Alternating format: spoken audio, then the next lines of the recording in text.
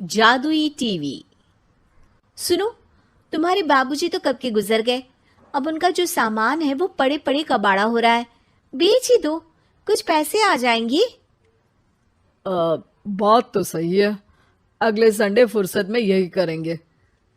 अगले संडे रोहित सारा सामान कबाड़ी को घर बुला के दे देता है।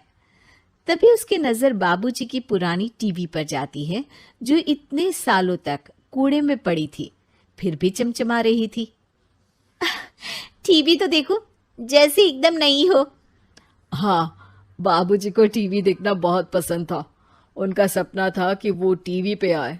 एक बार मौका भी था जब वो अपने गांव के गाने सुनाने किसी चैनल पर जाने वाले थे, पर मैं और मेरा भाई लड़ पड़े और बाबूजी को घर पर ही रुकना पड़ा। चला के देखें क्या? हाँ हाँ, क्यों नहीं, देख लेते हैं। पर शायद ही चले। बाबूजी ने उस लड़ाई के दिन के बाद टीवी देखना ही छोड़ दिया था। टीवी चालू करने के लिए उसमें केबल वायर लगा दिया जाता है। एक न्यूज चैनल चालू हो जाती है। स्वर्ग की सीढ़ी के रास्ते हैं तीन, तीनों के तीन रास्ते हैं संगीन। पहला रास्ता है सांप की बीन, दूसरा रास्ता घर में बिछा कालीन, तीसरा रास्ता कलकत्ता से चीन। ये क्या बकवास खबर है, कुछ अच्छा लगा दो। अरे आप बोलो तो सही, कोई अच्छी खबर सुना देता हूं। मेरा तो काम ही खबर देना है। अरे बाप रे, टीवी बात कर रही है। हाँ, ये न्यूज वाला मुझसे। हाँ हाँ, आपसे ही तो बात करूंगा ना, आपके घर में हूं तो। अरे ये सपना है क्या? तुम हमसे बात नहीं कर सकते? अरे सपना नहीं भाई साहब, ये टीवी जादुई टीवी है। बोलो, क्या खबर सुननी है, वरना ब्रेक लेने का टाइम आ जाएगा। सुप्रिया घबरा के टीवी बंद कर देती है। वो क्या था? अरे एक बार और चालू करके देखे, फिर से बात करेगा तो चैनल बदल देंगे। सुप्रिया फिर टीवी चालू कर देती है। अरे ऐसा कोई मुंह पे टीवी बंद करके जाता है क्या? मुझे बुरा लगा आपका नेचर। चाय पानी तो पूछो। सुप्रिया टीवी के बटन से चैनल बदल देती है। अब टीवी पर एक फिल्म चल रही है। अरे ये तो सूर्यवंशम है ना? हाँ, और ये ठाकुर को जहर की खीर दे दी और उसको पता भी नहीं है। ए भाई, खीर मत पीना, उसमें जहर है, मत पीना। ठीक है महाशय, जैसा आप कहें। हाँ। अरे, आपकी बात मान ली, पूरी पिक्चर ही अब तो बदल जाएगी। मतलब ये सच में जादुई टीवी है? तभी वहां कबाड़ी आ जाता है। भैया, टीवी के 150 रुपए दूंगा, चलेगा? अरे 1.5 करोड़ में भी ना दे तुमको ये टीवी हम। अरे 1.5 करोड़ खरीदने को होते तो तुम्हारे घर में ये पानी चाय नहीं पीता, अंबानी या टाटा के घर बैठा कोल्ड कॉफी पीता। रोहित कबाड़ी का हिसाब करके उसे वहां से चलता करता है और अपने भाई शशिकांत को फोन लगा के बुलाता है। शशि थोड़ी ही देर में वहां पहुंच जाता है। क्या हो गया भैया? अरे बाबूजी का टीवी याद है?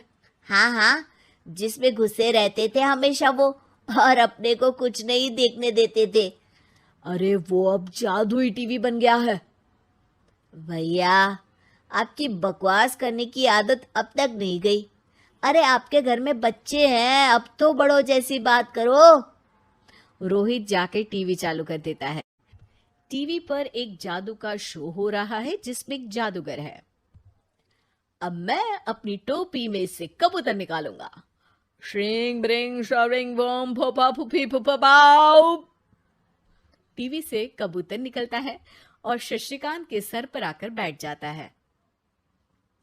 भैया, ये क्या हो रहा है? भैया इसे उड़ाओ। ए कबूतर, जा जा, कबूतर चल निकल। अब मैं टोपी में से सांप सुनते ही शशिकांत कांप जाता है और भाग के टीवी बंद कर देता है। भैया, सॉरी भैया, मैं समझ गया ये सच में जादुई टीवी है, पर एक बार और ट्राई करते हैं। पर भाभी, कोई दूसरा चैनल लगा हुआ, जिसमें डर ना लगे। सुप्रिया टीवी चला देती है और न्यूज लगा देती है। अरे कितने दिनों बाद मुझे याद आया। बताइए क्या खबर सुनाओ। और ये नया आदमी कौन है? ये मेरा भाई है शशिकांत। ओह यस, वही है ना जिससे तुम लड़ लिए थे किसी बात पे, और तुम्हारे बुढ़ाओ पिताजी गुस्सा हो गए थे और टीवी को संन्यास दे दिया था। हैं? तुमको कैसे पता ये सब? इस टीवी में रहने वाले आदमी से लेकर कबूतर तक को तुम्हारे बाबूजी और तुम्हारी बातें पता है, इसीलिए तो ये जादुई टीवी है। ये टीवी क्या कर सकती है वैसे? तुम जो मांगो दे सकती है। कहानी बदल सकते हो, खबर बदल सकते हो, कोई चीज मांग सकते हो। अरे भैया, ये टीवी मैं लेके जा रहा हूँ। बाबूजी का लाडला तो मैं ही था ना। अरे ऐसे कैसे? मैं बड़ा बेटा था, अब तक मेरे घर में टीवी थी ना। अब तक कहाँ गए थे पिताजी के लाडले? तुम्हारी गलती का एहसास भी है। अरे भैया, ज्यादा ना बोलो वरना भूल गए आपके दांत तोड़ दिए थे मैंने उस लड़ाई में। मेरी बीवी के सामने मेरी बेइज्जती करता है। रुक।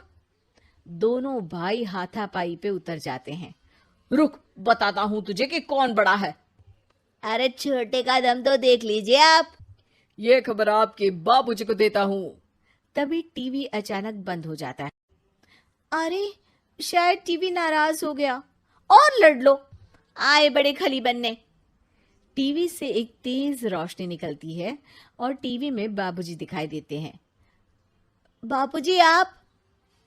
इतना चकरा क्यों रहा है? अपने बाप को नहीं पहचानता क्या? ये तो ऐसा ही है बाबूजी। प्रणाम बाबूजी। अरे चुप कर, तुम दोनों ही उल्टे हो। तुम्हारी वजह से मैंने टीवी में आने के सपने को छोड़ दिया, तुम्हारी लड़ाई की वजह से।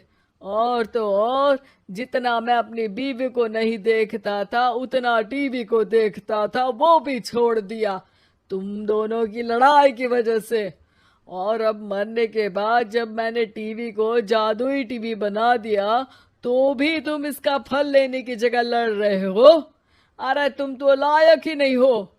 अब तुमको बाबा जी का ठुल्लू भी नहीं मिलेगा। बाबूजी चले जाते हैं। टीवी बंद हो जाता है। रोहित और शशिकांत गिड़गिड़ा के टीवी के सामने हाथ जोड़ के बाबूजी को बुलाते हैं, पर टीवी सिर्फ धुआं निकालता रहता है।